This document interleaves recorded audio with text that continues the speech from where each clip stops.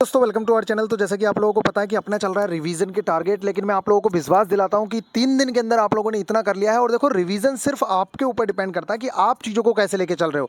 लोग एक दिन में भी रिवीजन कर लेते हैं, लोग 2 दिन में भी रिवीजन करते हैं, कुछ लोग महीनों में भी रिवीजन करते हैं। तो अपने अपने ऊपर डिपेंड करता है। लेकिन मैं आप लोगों को यहाँ पे बता दूँ, जिस तरीके से आपने रिवीजन किया, अब आप बहुत सारी चीज़ों को निपटा चुके हो। मतलब मैं आप लोगों को बताऊँ तो मैक्सिमम मैथ्स के चैप्टर्स अब आपका सिर्फ एक दिन भी अगर टारगेट दे देना तो लगभग सारी चीज़ें निपट चुकी हैं। मतलब कुछ भी नहीं बचा है।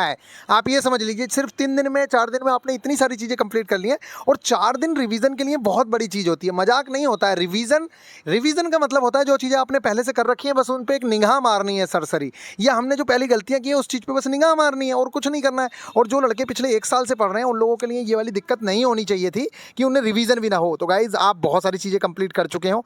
तो आई होप कि आप लोग, और मैं आप लोगों को बता दूं, जो लड़के अभी हमारे टारगेट्स कंप्लीट कर रहे हैं उन लोगों के लिए रिवीजन बहुत ईजी पड़ जाएगा, क्योंकि वो अभी हाल फिलहाल में तो टारगेट कंप्लीट कर रहे हैं। साथ में जब वो रिवीजन में आएंगे तो उन्हें वही चीज़ें, टारगेट की वही चीज़ें आप लोगों को फिर रिवीजन में मिल जाएंगी। तो बहुत ही आसानी से सारी चीज़ें हो जाएंगी। उससे पहले मैं आप लोगों को बेस्ट चीज़ एक बात बता दूं, आप लोग जाइए और टेस्ट जरूर दीजिए। मैंने इसमें एक्सपेरिमेंटल टेस्ट के ऊपर आप लोगों को टेस्ट ऐड कराया है, जिससे आप लोगों को दिक्कत ना हो। और आप लोग जाके देखेंगे तो वहाँ पे साइंस के जो टेस्ट हैं वो मैंने बहुत सारे इंक्लूड करा दिए हैं। लगभग लगभग 40 टेस्ट हम कल परसों तक कंप्लीट कर देंगे। न्यूमेरिकल के जो सेशन है वो करीब करीब 5 टेस्ट जा रहे हैं 30-30 क्वेश्चंस के, और उससे बाहर शायद ही आप लोगों को न्यूमेरिकल मिलेगा। उससे बाहर का मतलब है मैंने हर तरीके का न्यूमेरिकल रखा है उसमें। बस आप लोग देखेंगे तो वहाँ पर जाके वैल्यू चेंज हो सकती है, इसके अलावा उससे बाहर क्वेश्चन देखने को नहीं मिलेगा आप लोगों को। तो गाइज आप लोग जरूर से जरूर जाके न्यूमेरिकल वाले टेस्ट लगाएं। फ्री ऑफ कॉस्ट भी मैंने उसमें टेस्ट ऐड किए हैं। अगर 5 टेस्ट ऐड होंगे तो मेरी पूरी पॉसिबिलिटी रहेगी कि मैं जितना हो सकता है मैं उसमें फ्री भी टेस्ट आप लोगों को प्रोवाइड कराऊं। फिलहाल आप एक टेस्ट जाके फ्री जरूर लगाइए। आप लोग जाके देखेंगे कि कल को उसमें 5 टेस्ट लगभग लगभग अपलोड हो गए हैं, और उन 5 टेस्टों के सॉल्यूशन अगर पीडीएफ में कहते हो तो मैं अभी आप लोगों को सोल्व करा दूं। अदरवाइज मैं सोच रहा हूं बोर्ड पे सोल्व कराऊं तो ज़्यादा बेहतर है, क्योंकि वहीं से क्वेश्चंस आप लोगों को देखने को मिलेंगे। तो गाइज यहाँ पे आप लोग देखते हैं हम कि किस तरह की चीज़ें हैं। तो गाइज जरूर से जरूर अगर आप लोगों ने उन प्रैक्टिस कर ली ना उन लोग की, रीजनिंग की, मैथ्स की, जीके की, अगर आप देखो जिन लोगों के पास 25 दिन है ना उन लोगों को तो मैं गारंटी दे रहा हूं कि जैसे उन लोगों का फेज, आप लोगों को पता है फेज 2 में भी एग्जाम नहीं है, उनके पास 20 से 25 दिन है। और 20 से 25 दिन जिस बंदे को एग्जाम का एनालिसिस 17 अगस्त को मिल जाएगा, और 17 अगस्त के बेस पे उसने तैयारी स्टार्ट कर दी, मतलब तैयारी वो अभी से करे, लेकिन 17 अगस्त के बेस पे उसने अपनी चीज़ों को डाइवर्ट कर लिया उस तरह से जिस तरह से एग्जाम आने वाला है, तो विश्वास मानिए वो स्मार्ट स्ट्रैटेजी होगी जिस पर हम अपने बच्चों को फॉलो भी करवाएंगे एक एक चीज़। और आप लोगों को एप्लीकेशन पे टेस्ट भी प्रोवाइड कराएंगे उसी के। डेली आप लोगों को 4 टेस्ट मिलेंगे, मैथ्स, रीजनिंग, जीके, साइंस के।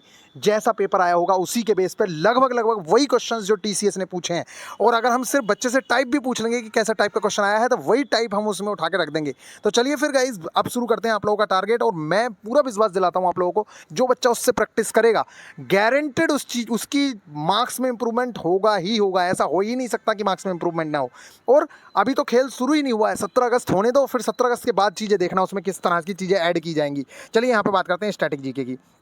आपका जो स्टैटिक जीके में टारगेट रखा है, देखिए सबसे पहले मैं आप लोगों को बार बार कह रहा हूं कि अपने सर से लोड खत्म करिए। और जिन लोगों का 17 तारीख को पेपर है, मैं उन लोगों से कह रहा हूं कि भैया आज के टारगेट में लगभग लगभग सारी चीज़ें निपट चुकी हैं। अब जो भी 2-4 चीज़ें बची हैं, आप अपने लेवल से, आप आपके पास 3 दिन है, आप अपने लेवल से उन चीज़ों को निपटा लीजिए। मैं तो करा ही रहा हूँ, मेरी तो टेंशन छोड़ ही दीजिए, मैं कराऊंगा ही, लेकिन आप अपने लेवल से उन चीज़ों को निपटाइए, ज़्यादा बेस्ट रहेगा। ठीक है, जो चीज़ें बची हैं, क्योंकि मैक्सिमम सिलेबस हम कवर कर चुके हैं, जो भी थोड़ी बहुत चीज़ें बची हैं उस पर आप अपने लेवल से उन चीज़ों को करिए। जो आपके वीक पॉइंट्स हैं उन पर जरूर से जरूर चोट करने की कोशिश करिएगा। जैसे प्रोबेबिलिटी है, अब वो इतना इजी है, मैं अभी इसमें समझाऊंगा देखो।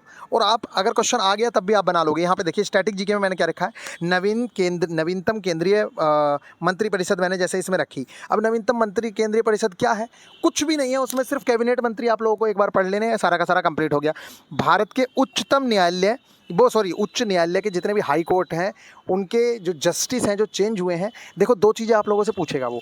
एक तो आपको ये पता होना चाहिए कि कहाँ का, जैसे मान लीजिए उत्तर प्रदेश का हाई कोर्ट कहाँ पर है, ठीक है, तो ये आप उत्तराखंड का हाई कोर्ट कहाँ है, ठीक है, तो आप उच्च न्यायालय कहाँ पर है ऐसे पूछ लेता है। तो आप लोगों को एक तो वो जगह पता होनी चाहिए, दूसरा जो अभी हाल फिलहाल में चेंज हुए हैं 1-2 जगह पे जस्टिस, वो पूछ सकता है। इसके अलावा आपसे ज़्यादा चीज़ें नहीं पूछेगा।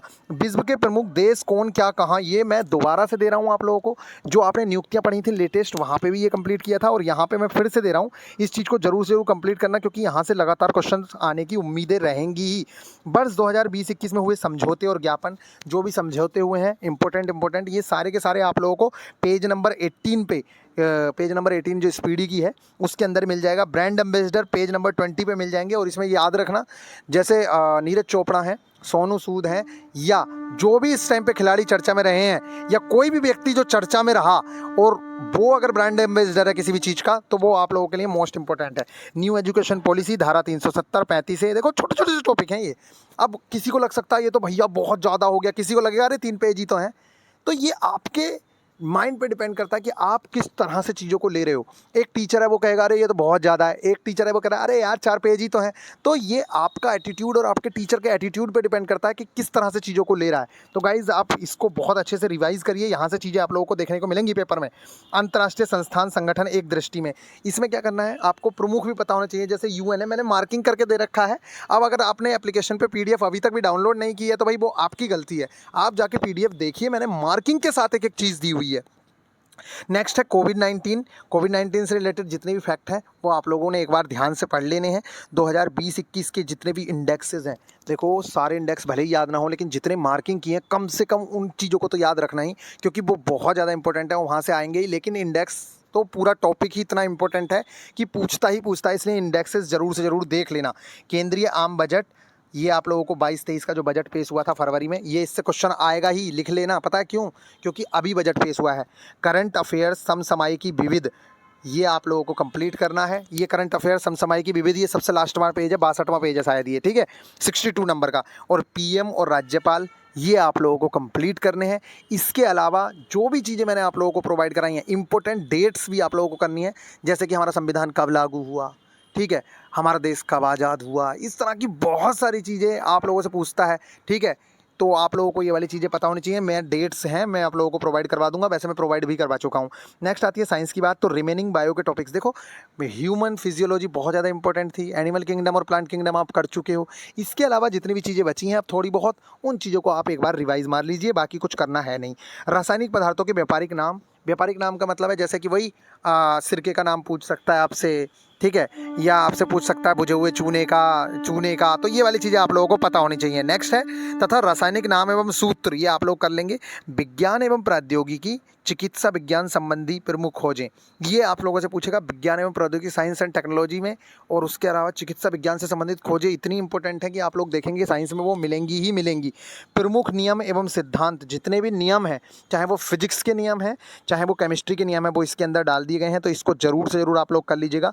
विज्ञान एवं उसके प्रभाव, विज्ञान के जितने भी प्रभाव हैं, क्योंकि ये डेली लाइफ से रिलेटेड टॉपिक्स हैं, इसलिए आपसे पूछे जाएंगे।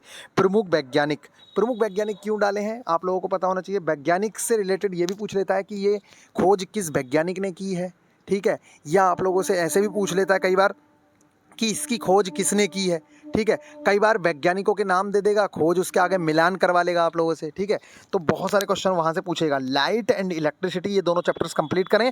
और मैं आप लोगों को कह रहा हूँ कि इसका आप लोगों को कल शाम तक आप लोगों को इसके टेस्ट भी मिल जाएंगे, तो आप लोग इसके टेस्ट ज़रूर से ज़रूर लगाएं। न्यूमेरिकल्स, ओनली न्यूमेरिकल उसके अंदर है, 30 न्यूमेरिकल मैंने डलवाए हैं, और एक भी क्वेश्चन उससे बाहर जाने की उम्मीद नहीं है। और यही चैप्टर्स हैं जहाँ से न्यूमेरिकल आते हैं, ठीक है। लाइट है, इलेक्ट्रिसिटी है, मोशन वाला कल डलवा दिया है मैंने, तो ज़रूर से ज़रूर जाएँ और टेस्ट इसका लगाएं। Plus all numerical sets practice आप लोगों को करनी है। जितने भी न्यूमेरिकल के सेट आप लोगों को अब तक प्रोवाइड करवा दिए गए हैं या कल तक प्रोवाइड कराए जाएंगे, उनकी प्रैक्टिस जरूर से जरूर कर लें। क्योंकि अगर न्यूमेरिकल आया, देखिए किसी शिफ्ट में न्यूमेरिकल आएंगे, किसी शिफ्ट में नहीं भी आएंगे, लेकिन अगर न्यूमेरिकल आया तो आप लोगों को तैयारी होनी चाहिए। नेक्स्ट है आप लोगों को रिवीजन करना है, उनका रिवाइज करना है बार बार। जो टेस्ट आपके साइंस के हैं 2-2 3-3 मिनट में टेस्ट देके जल्दी जल्दी कंप्लीट करिए, क्योंकि आप पहले उन टेस्टों को दे चुके हैं, तो वो क्वेश्चन आपको रट चुके होंगे। मैथ्स में SI CI आप लोगों को कंप्लीट करना है। सिर्फ बेसिक्स RS अग्रवाल का देख लीजिए आप, वहीं से क्वेश्चंस देखने को मिल जाएंगे। और लेकिन बेसिक्स देखने का मतलब ये नहीं है कि उसके तरीकों फॉलो करो, तरीके आप लोगों को जो बताए गए हैं ट्रिक्स से जिस तरीके से करने हैं वो वैसे ही करने हैं। प्रोबेबिलिटी की अगर मैं बात करूँ तो इसमें देखिए मैं थोड़ा सा समझा दूँ आपको। इसका बस एक बात याद रखिए, हमेशा ये इसका फॉर्मूला होता है प्रोबेबिलिटी का, अनुकूल परिणाम अपॉन कुल परिणाम, ठीक है। इसका यहाँ नीचे आते हैं कुल परिणाम, बस यही प्रोबेबिलिटी है। आप देखिए क्या होगा, जैसे कि आप देख लीजिए मेरे पास, मैंने कहा ताश की एक गड्डी है, ठीक है, ताश की गड्डी में कितने हो गए, तो कुल परिणाम कितने हो सकते हैं, 52। ताश की गड्डी में से अगर मैं ये कहूँ कि इक्का होने की प्रायिकता क्या है, तो भाई कितने इक्के होते हैं, 4 इक्के होते हैं, तो यहाँ 4, तो 1/13 प्रायिकता हो गई, आंसर आ गया, ठीक है। अब ऐसे ही क्या है, कुल परिणाम कितने हैं, देखिए 52 है। अगर मैं कहूँ कि पान का पत्ता होने की प्रायिकता क्या है, तो पान के पत्ते कितने हैं, 13 हैं, तो 13 चौका 52, 1/4 हो गई। तो इतना इजी चैप्टर है। अब जैसे मान लीजिए आपसे कहा कि दो सिक्कों को एक साथ उछाला जाता है, तो हेड या टेल आने की प्रायिकता क्या है, या देखिए एक सिक्के को उछालोगे तो उसके टोटल परिणाम क्या हो सकते हैं, दो हो सकते हैं, या तो हेड आएगा या टेल। तो वो पूछेगा हेड आने की प्रायिकता, तो 1/2 हो गई, मतलब 50% चांस है कि हेड आ सकता है। आप पूछेगा कि भैया दो सिक्के उछाल दिए, तो दो सिक्के उछालने पे क्या होता है, ये समझा देंगे। दो सिक्के उछालने पे क्या होता है, 4 उसकी टोटल परिणाम हो जाएंगे। या तो देखो देखो या तो दोनों सिक्कों पे हेड हेड आएगा, या दोनों सिक्कों पे टेल टेल आएगा, या ये पहले हेड आएगा बाद में टेल आएगा, फिर टेल आएगा हेड आएगा। इस तरीके से 4 परिणाम हो गए। अब आपसे पूछे कि बताओ हेड हेड आने की प्रायिकता क्या है, तो आप लोग बता सकते हो कि क्या प्रायिकता है। इसी तरीके से आप लोग कोई भी क्वेश्चन को बड़ी ही आसानी से अटेम्प्ट कर सकते हो। ये 3 सिक्के भी उछाल देता है। आपसे 3 सिक्कों से ज़्यादा कभी नहीं पूछेगा। ताश की गड्डी से क्वेश्चन पूछेगा या पासा फेंकवाएगा, इससे ज़्यादा कुछ नहीं पूछेगा आपसे, ठीक है। पासे में 36 परिणाम होते हैं। जब 2 पासों को फेंक देता है, एक पासा फेंकता है तो 6 होता है।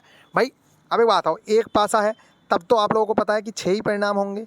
अगर 2 पासे फेंकवाएगा तब 36 परिणाम हो जाते हैं। जैसे मान लीजिए वो कहता है कि एक पासे को फेंकने पर 2 आने की क्या प्रोबेबिलिटी है भैया, तो 1/6 होगी। अगर वो पूछे सम अंक आने की क्या प्रोबेबिलिटी है, तब तुम 3 सम तो 3 अंक है ना, 3/6 लिखोगे। अगर वो पूछे विषम अंक आने की क्या प्रोबेबिलिटी, 5 से बड़ा अंक आने की क्या प्रोबेबिलिटी है, तो 5 से बड़े कितने अंक हैं, 5 से अंक, भाई 6 टोटल है, 5 से बड़ा अंक कितना है, 1 है, आंसर। तो इसी तरीके से आप लोगों को करने हैं। बाकी मैं समझा दूंगा अगर तुम कहोगे तो। देखो टाइम की बहुत ज़्यादा कमी चल रही है। Ratio and proportion, partnership, mixture, compound mixture, ये तीनों चारों चैप्टर एक जैसे ही हैं। रेशियो एंड प्रोपोर्शन ये आप लोग देखेंगे। पार्टनरशिप में तो सिंपल सा होता है, बस आप लोगों को क्या करना है, जब भी आप करें कि भाई रोहन ने 15 महीने के लिए काम किया उसने, तो या तो महीने में रखो या सालों में रखो, लेकिन सेम रखो। जब आप रेशियो लिख रहे होगे कि रोहन ने काम किया 15 महीने, तो यहाँ पे किसी ने 2 साल काम किया है, तो यहाँ पे जैसे मान लें सिमरन ने काम किया 3 साल, तो 3 साल नहीं है 36 महीने लिखो, तभी वो चीज़ें निकल के आएंगी सही, अदरवाइज गलत हो जाएंगी। इस चीज़ का ध्यान रखना है। नेक्स्ट है आप लोगों को मिक्सचर। मिक्सचर में आप लोग सिर्फ RS अग्रवाल के क्वेश्चंस देखिए। Compound mixture, time and distance, देखो इस टाइम पे आपको करने का यही तरीका है, RS अग्रवाल देखो, या अपना जो एनालिसिस किया था पहले, जो क्वेश्चन गलत हो गए थे उन चीज़ों को देख लो। बस ज़्यादा क्वेश्चंस करने के चक्कर में ना पड़ो, क्योंकि ज़्यादा के चक्कर में पड़ोगे तो कुछ भी नहीं हो पाएगा। दिमाग में लास्ट टाइम तक टेंशन भरी रह जाएगी, और वो मैं नहीं चाहता कि बच्चे के दिमाग में लास्ट टाइम तक टेंशन भरी रह जाए। नेक्स्ट है टाइम एंड डिस्टेंस। इसके तो छोटे छोटे से क्वेश्चन होते हैं, बस वही क्वेश्चन आप लोगों को करने हैं। और सबसे ज़्यादा जो क्वेश्चन आएगा वो वही आता है टाइम एंड डिस्टेंस में। और रेल वाले में जो क्वेश्चन आते हैं आप लोगों ने देखे ही होंगे कि भैया एक व्यक्ति खड़ा है, या एक खंबे को रेल इतने टाइम में पास कर जाती है, तो रेल की चाल पूछ लेगा, ये सब चीज़ें पूछता है। या एक व्यक्ति रेल की तरफ आ रहा होगा, रेल उसकी तरफ आ रही होगी, इस तरह के क्वेश्चन पूछेगा। और बहुत ही ईजी लेवल के क्वेश्चंस होते हैं, तो आप सिर्फ एग्जाम्पल भी कर लोगे तो आपको हर तरीके का क्वेश्चन वहाँ से मिल जाएगा। रीजनिंग में बात करूँ मैं आप लोगों को, 3 प्रैक्टिस सेट लगाने ही लगाने हैं। आप लोग 3 प्रैक्टिस सेट लगाइए। और जिनका पेपर 17 को है, 17-18 को, मैं उनसे कह रहा हूँ आप लोगों के पास टाइम है, आप अब ज़्यादा टाइम वेस्ट ना करिए। सिर्फ न्यूमेरिकल वाले सेशन जो दे रखे हैं मैंने, उनको न्यूमेरिकल वाले सेशन को भले ही देख लीजिए, बाकी आप अपने अकॉर्डिंग इस टाइम पे चीज़ों को करना स्टार्ट करिए। अभी 3 दिन है, 2 दिन है, जो भी 2-3 दिन का समय है, आप बड़े ही आसानी से उस चीज़ को यूटिलाइज़ कर सकते हो। नेक्स्ट आ जाते हैं। देखो हम तो चल ही रहा है हमारा रिवीजन, तो इन लोगों का भी निपट गया रिवीजन दोबारा, क्योंकि 3-4 दिन में आपने कहा था 7 दिन के अंदर निपटाना है, इसलिए इतनी चीज़ें देके निपटा लिया। अब मैथ्स में ये वाली चीज़ें हो गई, प्रॉब्लम्स ऑन ट्रेन्स हो गई। रीजनिंग में क्लासिफिकेशन ऑफ फिगर, इसका पूरा नाम है formation and deviation of figure. इस चैप्टर से मैं आप लोगों को बता दूं, इस चैप्टर से कम 4 क्वेश्चंस देखने को मिलेंगे, 4, और बड़े ही आसान हैं। एक चित्र दे देगा, फिर यहाँ रेशियो दे देगा, फिर यहाँ एक चित्र दे देगा, फिर तीसरा चौथा वाला चित्र आपसे पूछ लेगा। या मान लीजिए 4 आकृति दे देगा, पूछ लेगा 5वीं आकृति क्या होगी। 4 आकृति दे देगा, पूछेगा भिन्न आकृति क्या है। तो इस तरह के बहुत ही सिंपल क्वेश्चंस आते हैं, लेकिन आपको एक बार देखने जरूरी हैं। तो रीजनिंग में चाहे आप यूथ की बुक है तो यूथ की बुक से प्रैक्टिस कर लीजिए, चाहे जो बुक है आपके पास उससे प्रैक्टिस कर लीजिए बस। नेक्स्ट है, क्योंकि ये वाली जो चीज़ें आई थी ना, ये कहीं और एग्जाम में नहीं देखने को मिली थी, ग्रुप डी में ही मिली थी। इसी तरीके से मैं आज भी कह रहा हूँ आप लोगों को कि कुछ चीज़ें रीजनिंग में नई तरीके की देखने की मिल सकती हैं। नेक्स्ट है, मतलब वो भी सिंपल ही होंगी, ऐसा नहीं है कि आप कर ही ना पाओ। इंस्ट्रक्शंस को ध्यान से पढ़ लेना, सारे क्वेश्चंस हो जाएंगे। रैंकिंग करना है आप लोगों को, जो दोबारा दे दिया है मैंने। डेटा सफिशिएंसी के क्वेश्चंस जो है, देखो डेटा सफिशिएंसी इतना आसान टॉपिक है। आप लोगों को क्या होगा, डेटा दे रखा होगा, फिर आपसे पूछेगा कि निम्नलिखित में से कौन से कथन जो है पर्याप्त हैं। आप लोगों के आंसर देने के लिए। ऊपर क्वेश्चन कर देगा, फिर आप लोगों से पूछेगा बताओ कौन सी चीज़ पर्याप्त है आंसर देने के लिए। और एक बार तो ऐसे क्वेश्चन भी देखे गए हैं कि टाइम एंड वर्क के स्टेप उसने खुद दे रखे हैं, जैसे RS अग्रवाल में स्टेप दे रखे हैं, और उस तरह के स्टेप को कह रहा है कि क्रम से लगाओ इन स्टेप को, कि पहले नंबर पर कौन सा स्टेप आएगा, दूसरे नंबर पर कौन सा स्टेप आएगा। ठीक है, तो इस तरह के क्वेश्चन भी देखने को मिल सकते हैं। तो डेटा सफिशिएंसी हो गया, बस इतना ही आप लोगों को करना है। इसके अलावा आप लोग टेस्ट दीजिए। मैं बार बार कह रहा हूँ कि जिन लोगों का पेपर बहुत जल्दी है, प्लीज़ आप लोग अब अपने अकॉर्डिंग चीज़ों को करिए, क्योंकि रिवीजन जितना होना था लगभग हो चुका है। 1-2 चैप्टर्स बचे हैं, वो मैं कल भी कंप्लीट करा दूंगा, लेकिन आप अपने अकॉर्डिंग अब चीज़ों को करिए। जो आपके 1-2 पॉइंट वीक हैं उन पर ध्यान दीजिए। 3 दिन में बहुत कुछ हो सकता है, ये मत समझना कुछ नहीं हो सकता। और ज़्यादा के चक्कर में नहीं, अपने दिमाग को थोड़ा सा कूल करिए कि हाँ भैया हो गया, जितना मुझे करना था मैं कर चुका। ये आपके दिमाग में अगर सेटिस्फेक्शन आ गया तो आपके मैक्सिमम क्वेश्चन वैसे भी सही होना शुरू हो जाएंगे। अगर सेटिस्फेक्शन खुद को नहीं हुआ ना, तब क्वेश्चन आते हुए भी गलत करके आ जाओगे। इसलिए मेन चीज़ है अपने दिमाग को फ्री रखना। अगर आपका दिमाग फ्री हो गया, देन कोई भी ऐसा क्वेश्चन नहीं है जिसे आप बना ना पाओ, या अगर नहीं भी बनेगा तो कोई टेंशन नहीं रहेगी। लास्ट तक पेपर में जरूर से जरूर जाना, ये बेस्ट स्ट्रैटेजी होगी। चलिए मिलेंगे फिर नेक्स्ट वीडियो में, ख्याल रखिएगा। लेकिन मैं बार बार आप लोगों से बोल रहा हूँ कि प्लीज़ आप एप्लीकेशन पे जाइए, जो फ्री के टेस्ट हैं उनको जरूर से जरूर लगा के जाइएगा, और फिर बताइएगा कि कैसा पेपर आया क्या नहीं आया। बाकी कल मैं पहुँच रहा हूँ घर पे, आप लोगों को सारी की सारी चीज़ें बहुत अच्छे से समझाऊंगा, जैसा भी चीज़ें होंगी, और किस तरह से एग्जाम को अटेम्प्ट करना है, एक एक चीज़ के लिए मैं आप लोगों को गाइड करूंगा। चलिए मिलेंगे नेक्स्ट वीडियो में। और एग्जामिनेशन सेंटर में मुरादाबाद मिलने वाले हैं, मुरादाबाद या हल्द्वानी, 17 अगस्त को फर्स्ट शिफ्ट में जिसका भी पेपर है, प्लीज़ प्लीज़ प्लीज़ आपसे रिक्वेस्ट है कि जरूर से जरूर कमेंट कर दीजिए, क्योंकि आप लोगों से वहाँ मिलने का मौका मिलेगा। आप लोगों के लिए गिफ्ट भी रखे हैं। ठीक है, चलिए मिलेंगे नेक्स्ट वीडियो में, ख्याल रखिएगा, टेक केयर।